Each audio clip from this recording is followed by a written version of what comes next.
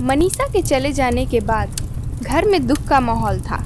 जिस नशीली मोमोज खाने के कारण मनीषा की मौत हुई थी, वह नशीली मोमोज बनाने वाली बुढ़िया अभी तक पुलिस के हाथों पकड़ी नहीं गई थी। एक दिन मनीषा का पति अभिषेक मनीषा की तस्वीर पकड़कर रो रहा था। तभी उसकी भाभी जिया अभिषेक के पास आती है। मैं जानती हूँ अभिषेक, तुम मनीषा को बहुत प्यार करते थे, लेकिन अगर तुम ऐसे ही हार मान जाओगे तो हम उस बुढ़िया को कैसे पकड़ पाएंगे जिसने नशीली मोमोज खिलाकर हमारी मनीषा को मार डाला। हमें उसका पता लगाना ही होगा और उसके किए की सज़ा उसे दिलवानी होगी। आप बिल्कुल सही कह रही हैं भाभी, हमें उसे सज़ा दिलाना ही होगा जिसने मेरी मनीषा को नशीले मोमोज खिलाकर मार डाला। हमें पता लगाना ही होगा कि आखिर उस बूढ़ी अम्मा ने मेरी मनीषा के साथ ऐसा क्यों किया। आप जल्दी मेरे साथ पुलिस स्टेशन चलिए, मैं उस बुढ़िया का स्केच बनवाता हूँ। अभिषेक अपनी भाभी जिया के साथ पुलिस स्टेशन जाता है और उस बुढ़िया का स्केच बनवाता है।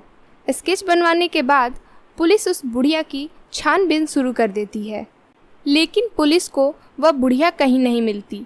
पुलिस को थक हार कर वह केस बंद कर देना पड़ता है। मनीषा की बहन एक रोज़ अभिषेक से मिलने आती है। अभिषेक, मैंने अपनी इकलौती बहन मनीषा को खोया है। हम ऐसे हाथ पे हाथ धरे नहीं बैठ सकते। हमें उस बुढ़िया की तलाश करके उसे सज़ा दिलवानी ही होगी जिसने मेरी मनीषा की जान ली है। आप बिल्कुल सही कह रही हैं दीदी, मैं जब तक उस बुढ़िया को सज़ा नहीं दिलवाऊंगा जिसने मेरी मनीषा की नशीली मोमोज खिलाकर जान ली है, तब तक मैं शांति से नहीं बैठूंगा। आप बिल्कुल चिंता मत कीजिए। ऐसे ही कुछ दिन गुजर जाते हैं। एक रोज़ अभिषेक अपने काम से कहीं बाहर जा रहा था। तभी उसे रेलवे स्टेशन पर एक बूढ़ी औरत मोमोज बेचते हुए नजर आती है, जिसके ठेले पे बहुत सारी भीड़ लगी हुई थी। अरे, ये तो वही बुढ़िया है जिसने मेरी मनीषा को नशीले मोमोज खिलाकर मार डाला। अगर मैं इसे सामने से जाकर पूछूंगा कि इसने ऐसा क्यों किया तो ये साफ मना कर देगी या यहाँ से भाग जाएगी। पहले मुझे इसे अपने बातों में फंसाना होगा। अरे राम राम काकी, ये मोमोज कैसे प्लेट दे रही हो? 20 रुपए प्लेट है बेटा। अरे अम्मा, सिर्फ 20 रुपए प्लेट? ये तो बहुत ही सस्ते हैं। आप इतने सस्ते में मोमोज कैसे बेच रही हो? अरे बेटा, इस उम्र में पेट भरने तक के पैसे कमा लूं उतना ही काफ़ी है। महंगे बेचकर मैंने कौन सी जमा पूंजी इकट्ठा कर लेनी है?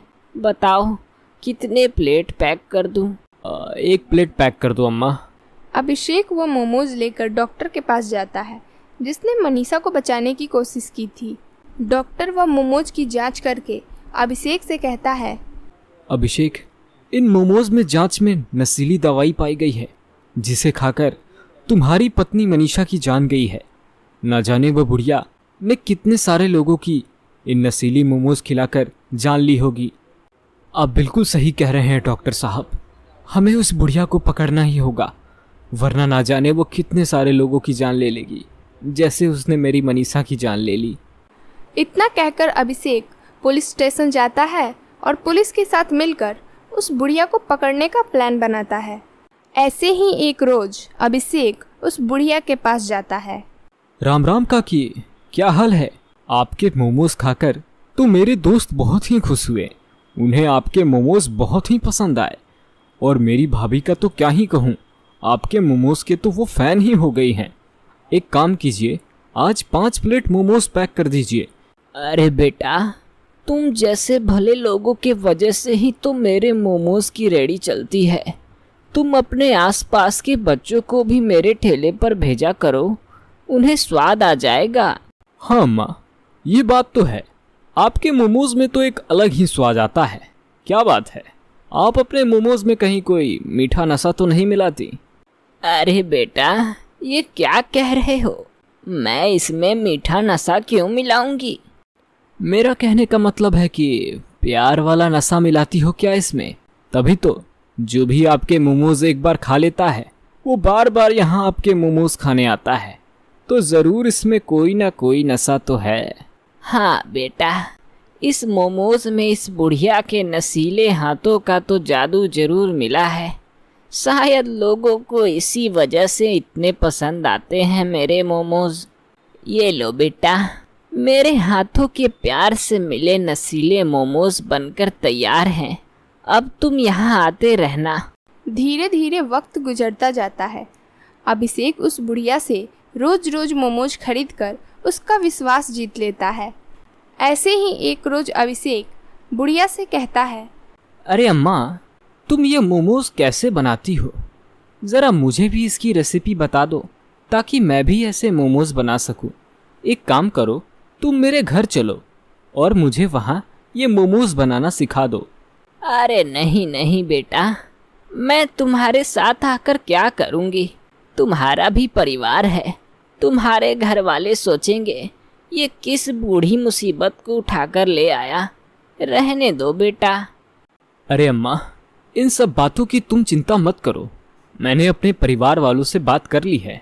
तुम मेरे साथ चलो। इसके बाद अभिषेक उस बुढ़िया को अपने घर ले जाता है, जहाँ पहले से ही पुलिस, डॉक्टर, मनीषा की बहन और अभिषेक की भाभी मौजूद रहती है।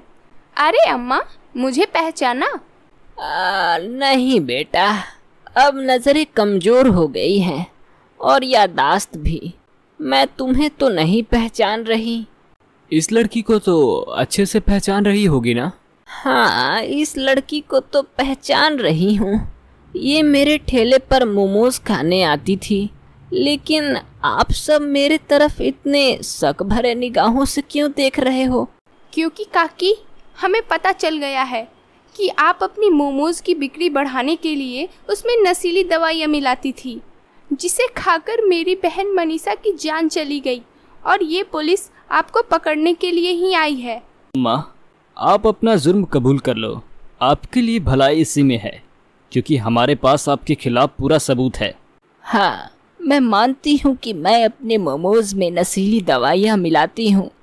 इसका कारण मेरा बेटा है, जिसने मुझे इस बुढ़ापे की स्थिति में घर से बाहर निकाल दिया और तब से मैं मोमोज का व्यापार करने लगी। जब मैं बिना नशीली दवाइयाँ मिलाए मोमोज बनाती थी तो एक भी ग्राहक मेरे दुकान पर नहीं आता था।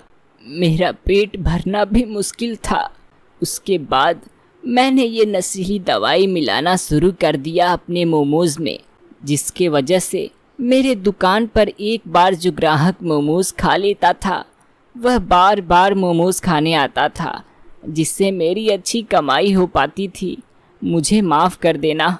मुझे ये नहीं पता था कि मेरे नशीली दवाई से किसी की जान चली जाएगी। मैं अब ऐसा नहीं करूँगी। अम्मा, तुम्हारे इस पाप का कोई माफ़ी नहीं है।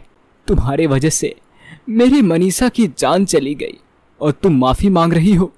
तुम्हें माफ़ कर देने से मेरी मनीषा वापस नहीं आ सकती। इंस्पेक्टर साहब, आप इसे गिरफ्तार कर लीजिए। माता जी, चलिए, अब जेल आपका इंतज़ार कर रहा है। बहुत मोमोज बेच लिए आपने। पुलिस उस बूढ़ी महिला को गिरफ्तार कर लेती है और उसे 3 साल की सज़ा हो जाती है, जिसके बाद शहर में मोमोज खाकर मरने वालों की संख्या कम हो जाती है।